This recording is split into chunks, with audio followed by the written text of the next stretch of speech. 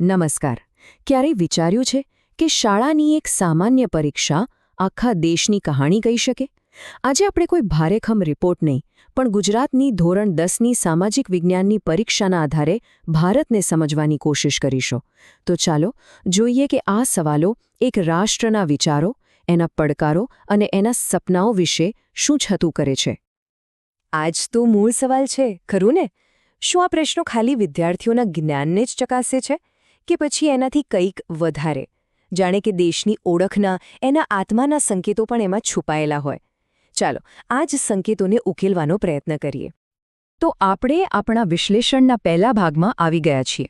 અહીં આપણે એ સમજવાની કોશિશ કરીશું કે કોઈપણ દેશની ઓળખ બે વસ્તુઓથી બને છે. એક તો એના સત્તાવાર પ્રતીકો અને બીજું એના ઇતિહાસના જીવંત પુરાવા. ચાલો આપણા રાષ્ટ્રીય પ્રતીકને જરા નજીકથી જોઈએ. આ ફક્ત પ્રાણીઓના ચિત્રો નથી, પણ દેશના મૂળભૂત મૂલ્યો છે. 4 સિંહ, શક્તિ અને હિંમતના પ્રતીક. એની નીચે ઘોડો છે, જે ઊર્જા અને ગતિ બતાવે છે. બળદ, જે સખત મહેનત અને ખેતી પ્રધાન દેશનું સૂચન કરે છે. અને હાથી, જે તાકાતનું પ્રતીક છે. અને આ બધાની બરાબર વચ્ચે છે ધર્મચક્ર, જે કહે છે કે દેશ કાયદા અને ન્યાયથી ચાલશે. પણ ઓળખ ફક્ત કાગળ પરના પ્રતીકોમાં જ નથી હોતી, ખરું ને? એ તો દેશની માટીમાં, એના પથ્થરોમાં પણ કોતરાયેલી હોય છે. તો ચાલો હવે એક એવી જ જગ્યાએ જઈએ. અને આ છે હમ્પી, એક સમયે શક્તિશાળી વિજયનગર સામ્રાજ્યની ભવ્ય રાજધાની. જરા એના સ્થાપત્યને તો જુઓ. એવું લાગે જાણે વિશાળ પથ્થરોને માખણની જેમ કોતરીને કલાકારીના અદ્ભુત નમૂના બનાવ્યા હોય.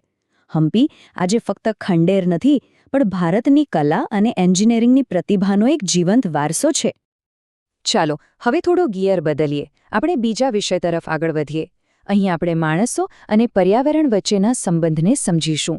આ એક એવી વાર્તા છે જેમાં એક તરફ સંસાધનોની અછત છે, તો બીજી તરફ એનો સામનો કરવાની માણસની અદ્ભુત કુશળતા પણ છે. આ જુઓ, આ જ તો મૂળભૂત સમસ્યા છે.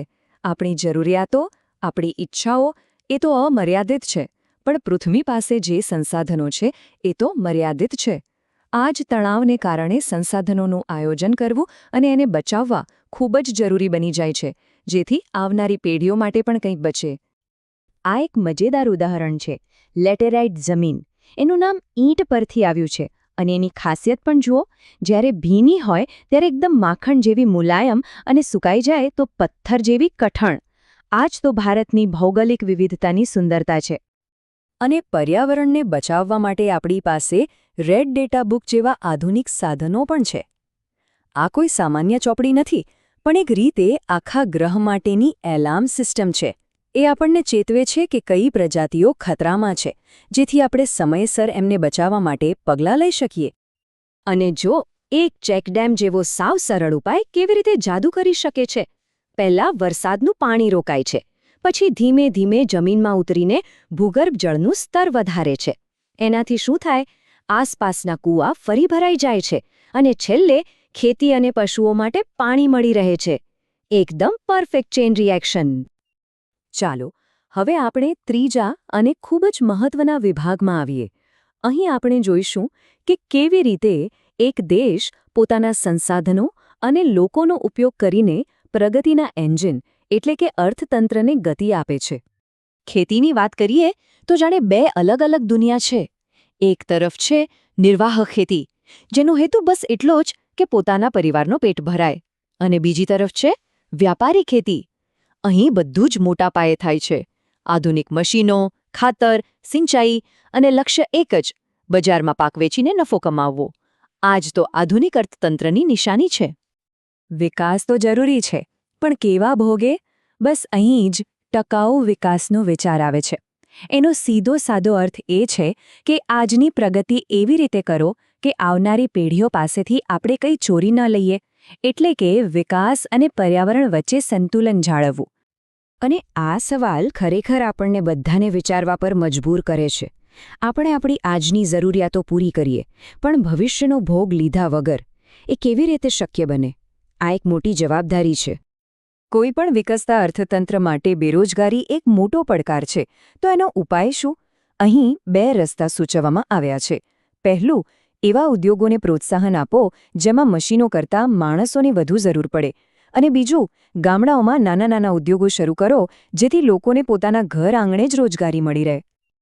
ચાલો હવે આપણે આપણા અંતિમ અને સૌથી મહત્વપૂર્ણ વિભાગ પર આવીએ છીએ. આપણે ઓળખ, પર્યાવરણ અને અર્થતંત્રની વાત કરી. હવે વાત કરીએ સમાજની. એક એવા સમાજની જે સૌના માટે હોય, જ્યાં ન્યાય અને સમાનતા હોય.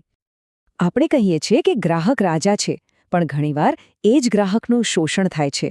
કેમ? કારણ કે ક્યારેક જાગૃતિનો અભાવ હોય છે, ક્યારેક પેકેટ પર અધૂરી માહિતી હોય છે, તો ક્યારેક ભ્રામક જાહેરાતો આપણને છેતરી જાય છે. બસ આ જ કારણોસર ગ્રાહકોના અધિકારોની સુરક્ષા માટે કાયદાની જરૂર પડે છે. શિક્ષણ તો દરેક સમાજનો પાયો છે, અને ભારતમાં શિક્ષણનો અધિકાર કાયદો એ વાતની ગેરંટી આપે છે કે 6 થી 14 વર્ષના દરેક બાળકને મફત અને ફરજિયાત શિક્ષણ મળશે. આ આંકડો 6 થી 14 એક આખી પેઢીના ભવિષ્યની ખાતરી છે. અને આ શૂન્યનો આંકડો જુઓ, આ ખૂબ જ શક્તિશાળી છે. એનો અર્થ એ છે કે કોઈ પણ શાળા એડમિશન માટે ગેરકાયદેસર ફી કે ડોનેશન ન લઈ શકે. આ કાયદો સ્પષ્ટ કહે છે કે શિક્ષણ વ્યાપાર નથી, અધિકાર છે. એક સમાન સમાજ બનાવવા માટે આપણા બંધારણમાં ખાસ જોગવાઈઓ છે, જેમ કે અનુચ્છેદ 15 જે કોઈ પણ પ્રકારના ભેદભાવને રોકે છે, અનુચ્છેદ 17 જે અસ્પૃશ્યતા જેવી પ્રથાને જડમૂળથી નાબૂદ કરે છે, અને અનામત નીતિ જે શિક્ષણ અને નોકરીમાં સમાન તકો પૂરી પાડવાનો પ્રયાસ કરે છે. આ બધા સામાજિક ન્યાયના પાયાના પથ્થરો છે. તો આ બધા પ્રયત્નો પછી વાસ્તવિકતા શું છે? આ આંકડો આપણને કરીસો બતાવે છે. 2015-16માં માનવ વિકાસ સૂચકાંકમાં ભારતનો ક્રમ 181 દેશોમાંથી 131મો હતો. આ બતાવે છે કે આપણે આગળ તો વધ્યા છીએ, પણ હજી ઘણી લાંબી મજલ કાપવાની બાકી છે. તો હવે આગળનો રસ્તો શું? આ વાક્ય એનો સ્પષ્ટ જવાબ આપે છે. જો દેશે સાચી પ્રગતિ કરવી હોય તો આરોગ્ય, પોષણ અને શિક્ષણ આ 3 ક્ષેત્રોમાં ખૂબ જ કામ કરવાની જરૂર છે. આ જ માનવ વિકાસનો સાચો પાયો છે. તો આપણે એક શાળાની પરીક્ષાથી શરૂઆત કરી અને એક રાષ્ટ્રની સફર કરી. આ પ્રશ્નો અને તેના જવાબો આજના ભારતની કહાણી કહે છે. પણ હવે વિચારવાનો સવાલ એ છે કે આવનારી પેઢી કયા પ્રશ્નોનો સામનો કરશે અને એમના જવાબો કેવા હશે? બસ આ જ વિચાર સાથે આપ સૌનો આભાર.